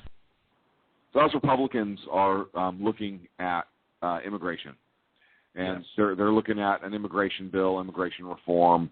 Yeah, good job. But there's some Republican senators who are bucking back against this, basically saying, hey, don't do it. why are we going to give into this? You know, we have a president who has failed to enforce immigration laws as they are now. Why do we think that as any part of deal he's going to back immigration laws then? And some excellent points. We have a system in place now where people can get citizenship. Why are we going to reward those who choose not to follow the law? Criminal aliens, as we call them, correct? Because they are knowingly violating the law. Aliens. So, excuse me. Look, I'm scared of what Boner's going to do on this. I mean, I know what he's going to do. He's going to throw something together, and the Republicans are really going to shoot themselves in the foot on this. And the party is saying, look, we need to do something because we won just 27% of the Hispanic vote under Mitt Romney. Mitt Romney also said that they should self-deport, which is a different issue. Mm-hmm. If they don't, we should help them. But look, you can't. So you're going to, for political reasons, again, fail to uphold the law, right, and make them citizens. Look, they vote Democrat, right? The Democrats are going to eat this issue up. They're going to say, hey, look, see what we forced the Republicans to do. We're the ones that have cared. We've fought for this all the time. We've been fighting for this for years. We got you driver's licenses in California. We did all these things. Big deal. You can have a lawyer in California. Yeah, big deal. The House brought something to us. The Senate passed it. A Democratic president signed it into law. The Democrats are responsible for your path to citizenship or for you all of a sudden becoming citizens. Now, where do they think this voting bloc is going to go? If this passes, I don't believe you're going to see another, and they vote, I don't think you're going to see another Republican president for a long, long time. You certainly won't see a conservative president. Well, and you know what's funny is they're already starting the media, and this kind of goes into the immigration thing. There's a commercial. It's been out for a while now that I'm going to play, but they're tying immigration in to Obamacare. Mm-hmm. And now they're starting to play the heartstrings on it. And I'm going to play it, and it's just amazing to me that this was even out. I'm undocumented. Soy indocumentada. I'm undocumented, but I dream that one day we'll all be treated as one people. Because we are all one people. We work hard. And we're strong. But everyone gets sick sometimes. And yet many of us don't have health care, cannot get health insurance. Now our country has spoken, saying that everyone should have affordable health care. Does that mean everyone? I dream that one day everyone will include me. Everyone will include all of us. All of us. Because health happens when we dream together. First of all, you're not undocumented. You're a freaking criminal because you're failing to obey the laws of our country. Second of all, we are not one world, one citizen. And third of all, our country didn't speak on it. Your country sure as hell didn't speak on it. Maybe it did, depending on where you came from. Our country spoke on it, but that's for our citizens. Absolutely. We're not saying you're not hardworking. You may be very hardworking. Look, there are several people who are here criminally that are very hardworking people, and I understand and respect that work ethic. Right. But if you want to be here, follow the law to be here.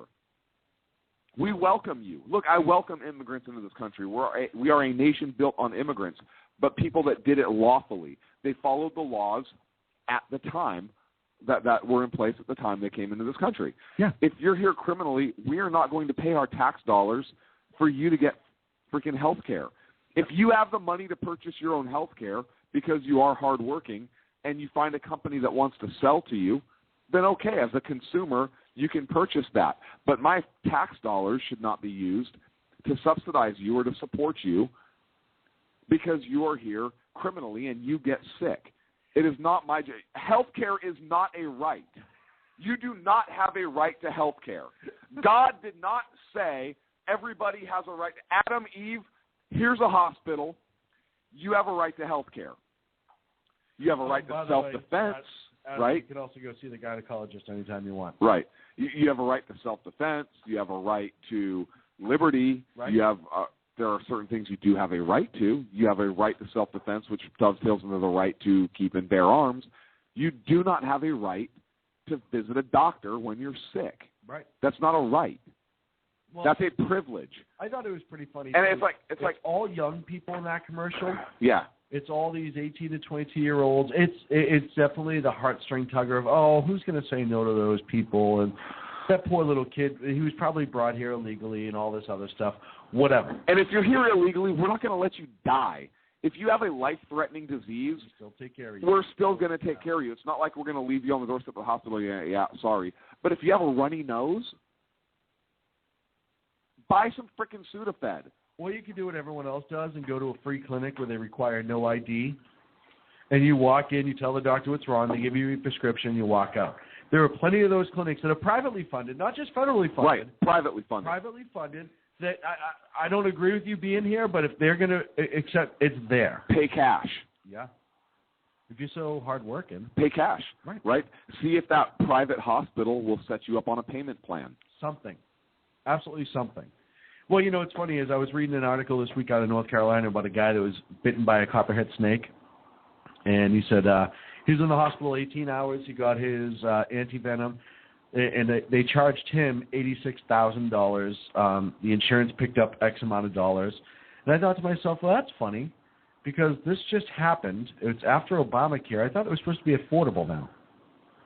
No. The care is not affordable. Oh, just the health. But it's the Affordable Care Act. So, yeah, it is affordable. It's affordable if you're rich. Well, but this is why we need to close that gap. Quality gap. Well, and the first thing I said is, this has been the problem with everyone wants to blame the big evil insurance companies before Obamacare for costing us X amount of dollars. They just jack everything up, and those insurance companies are evil.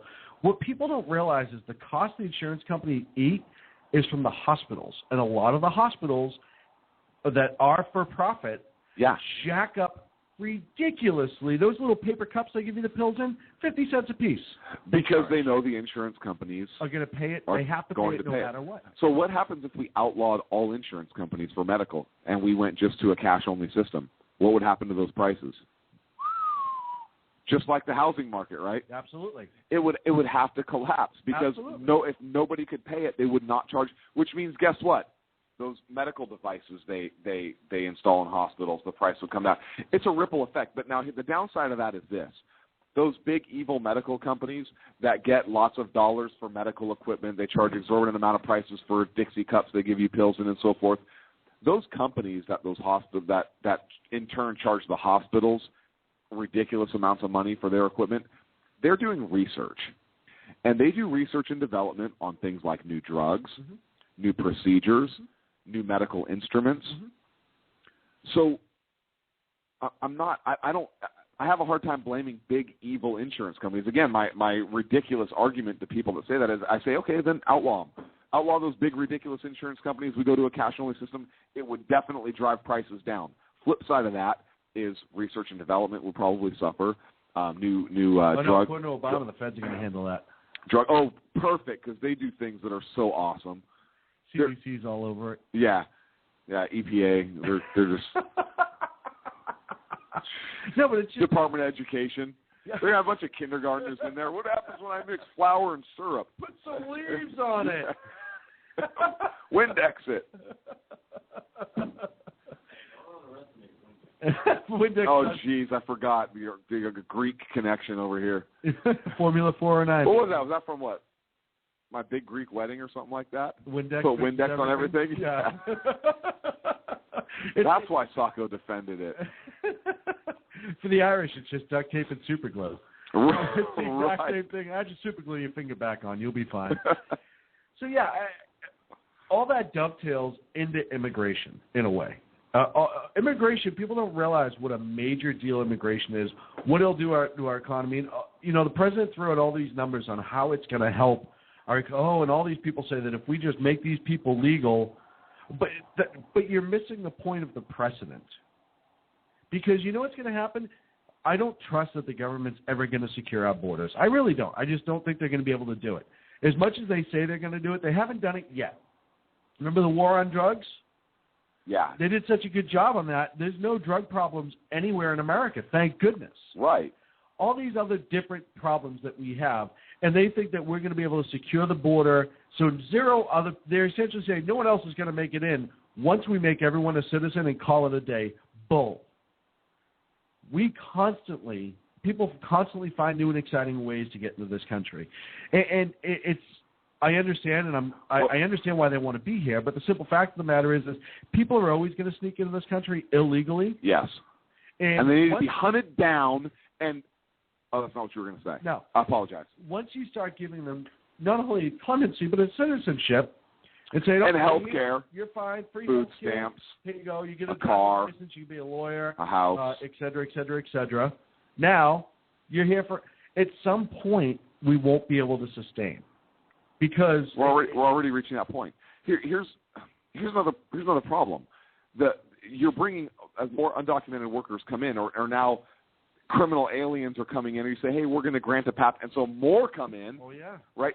You're adding workers to the workforce that we already can't support. There's already an estimate that for every job that's available, 3 people are in competition for it, or are looking for a job for every one that's available.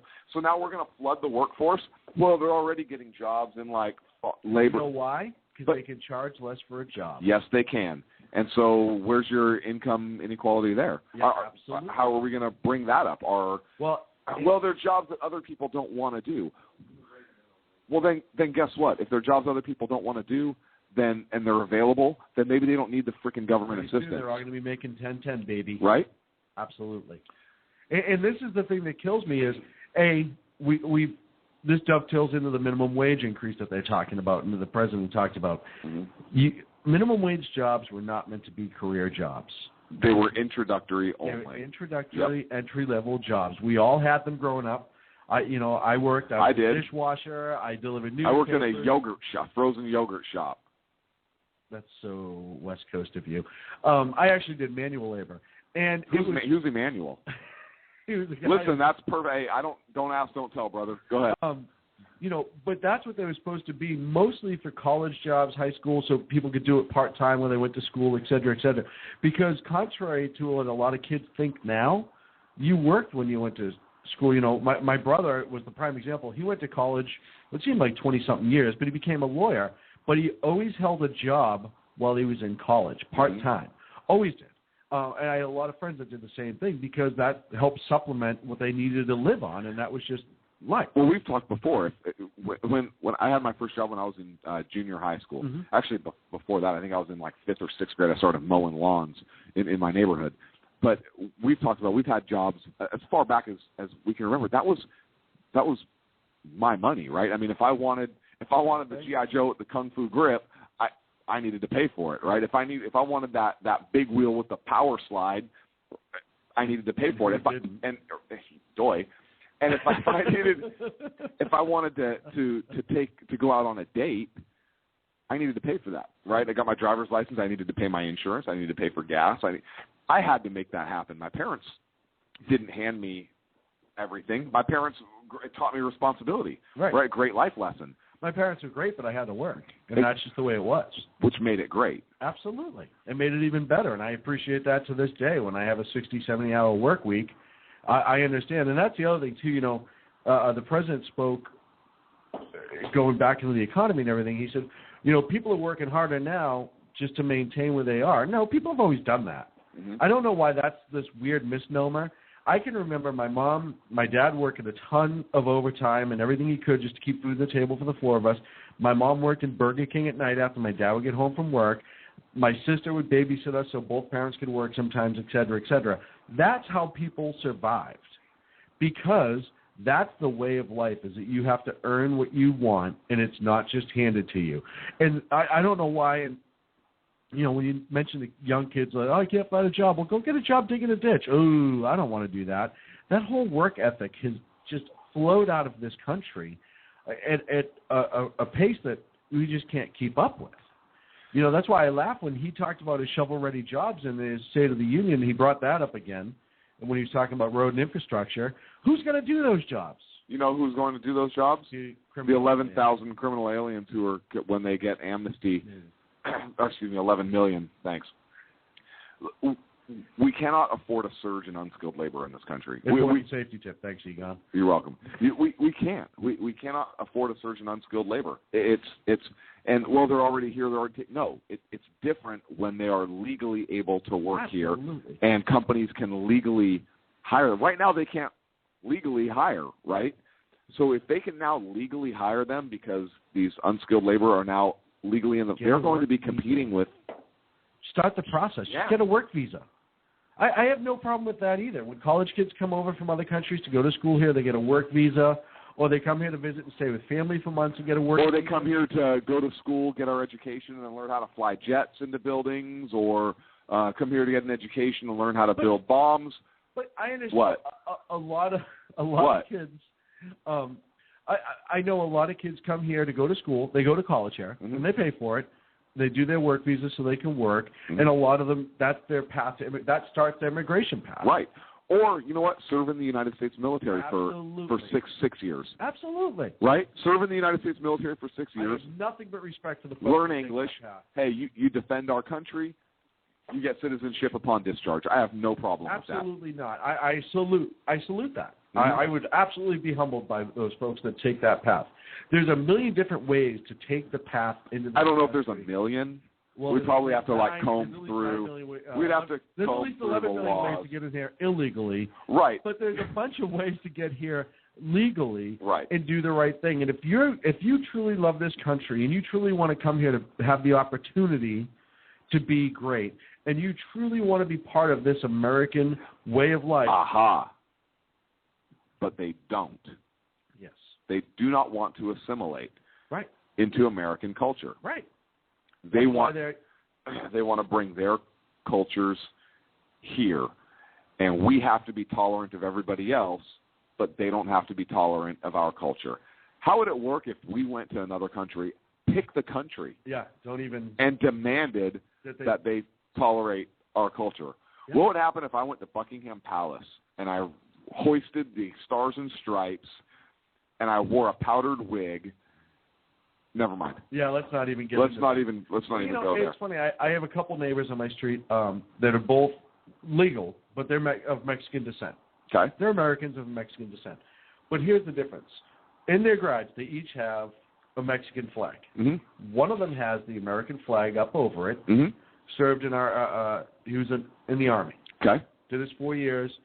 He says, yeah, that's my heritage. That's where my family's from. That's where, my blood's from. Yeah. But that's where I am. Right. And you could tell, 100% American. The other guy, nice enough guy, but he only has the Mexican flag up in his crotch, does nothing but complain about this country. And I just thought that was such a stark contrast. It is. And if it's so horrible here, why are you here? Yeah, if it's so horrible here, why are you here? I'm not going back to Mexico. That's crazy. And look, but if you are here and you are a citizen of this country, you are an American. Right. You're not. Now, maybe if you grew up in Mexico and you then became an American citizen, I can understand the hyphen, right? Mexican American. But if you were born here, you're an American. You may be an American of Mexican descent, but you're an American. And so if you're going to fly a flag of another country and talk about this country, then, hey, go look, you can go live elsewhere. And I'm not saying that in a bad way or in a crappy way. It's true. If this place is so horrible, go live elsewhere. This is still, look, in spite of the politics and the things that are wrong with our country right now, I truly believe this is the best country on earth still. This really is the last place for freedom. Absolutely. We are still the freest people on earth. We're losing a lot of those freedoms, which I don't like, but we are still the freest people. It's truly upsetting that we are. But I agree with you. We have freedoms in this country that people in other countries dream of. Like we talked about economy earlier, we talked about poverty. We have the poverty that makes, I think I saw something like 30 times more than the average poverty groups in other countries.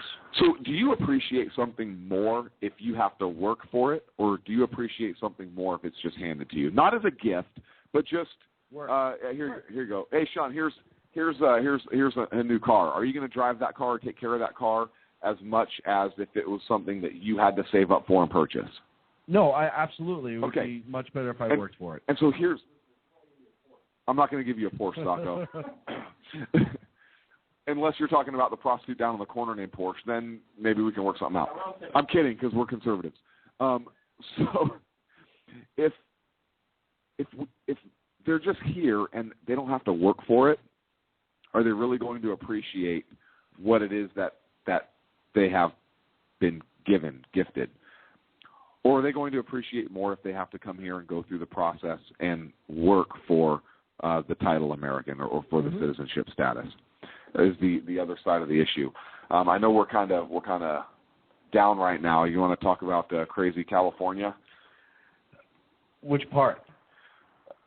Well, Congress did pass the Farm Act. Excuse me, the Farm Bill. They finally did something. There's say about $1.65 billion savings annually. So good for that. They also now, farmers have to incur a loss before they get a payout of some of these subsidies. So good for that. But staple crops are still heavily subsidized. Things like corn and soybeans, rice, cotton, so forth. Crazy Cal. So I had to touch on that. Crazy California. We already touched on health care for criminal aliens. They just passed or got out of committee or whatever an imitation firearm law.